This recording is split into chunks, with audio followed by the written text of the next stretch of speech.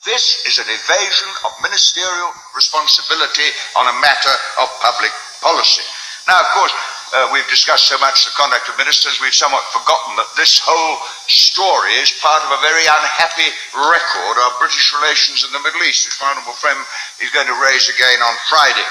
Iraq was part of the world we took over when the Ottoman Empire disappeared.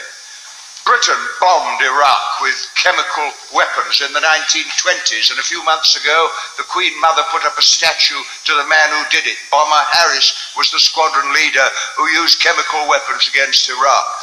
We planned to occupy Kuwait in 1958, and it all came out with the papers when Selwyn Lloyd wrote to Foster Dulles and said, we might take over Kuwait as a crown colony.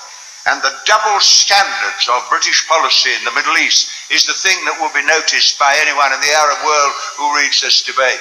We didn't take the view we did about Kuwait when Turkey invaded Cyprus, when the occupied territories were taken over by Israel. This Gulf War, looked at in the light of what we now know, was a war for profit, a war for oil, and a war for the control of the area. And now we are suddenly told that ministers who protested so vigorously about their defense of democracy and human rights were selling weapons to Saddam Hussein, who was repressing Kurds and Shiites before and after the war, and then saying it was just a question of flexible guidelines. 200,000 Iraqis were killed last year by forces including our own. 150,000 Iraqi babies under 5 were expected to die by the Harvard medical team that looked at the bombing of the water supply by British, American and French bombers. And it is an act of odious hypocrisy then to come along, as honourable members have said, and say, but of course our industry needs the orders, people want the jobs. You remember the joke about the man producing nuclear weapons in America, and somebody said, how could you do it? And he said, well, the man's got to live, hasn't he?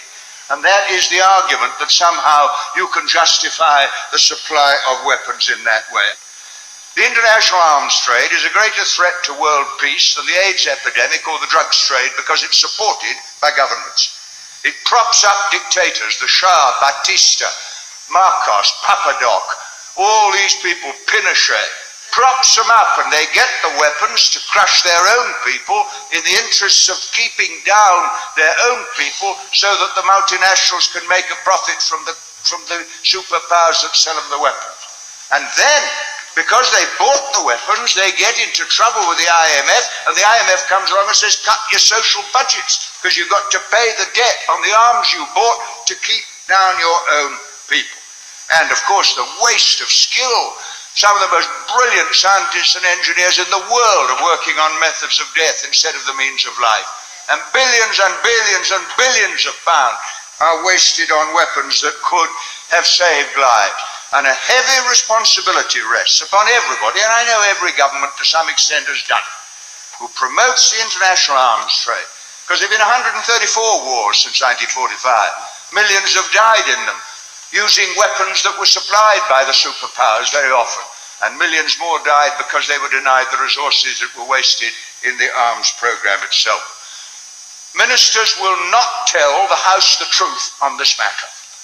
Ministers use intelligence, and everybody knows it, we've had a reference to it, and are prepared to sacrifice intelligent people to conceal the truth. This is a matter the House should deal with by select committee. Look at Oliver North. They had him up before a congressional committee and they grilled him for weeks on it, on Watergate. When Peter Wright wrote a book saying he'd committed treason, they spent millions of pounds trying to prevent the book getting into the hands of the British people. Because the central question is, who is allowed to buy the weapons? Who controls it? Who knows what happens? Who tells the truth? And finally, does the House take the responsibility for holding government accountable?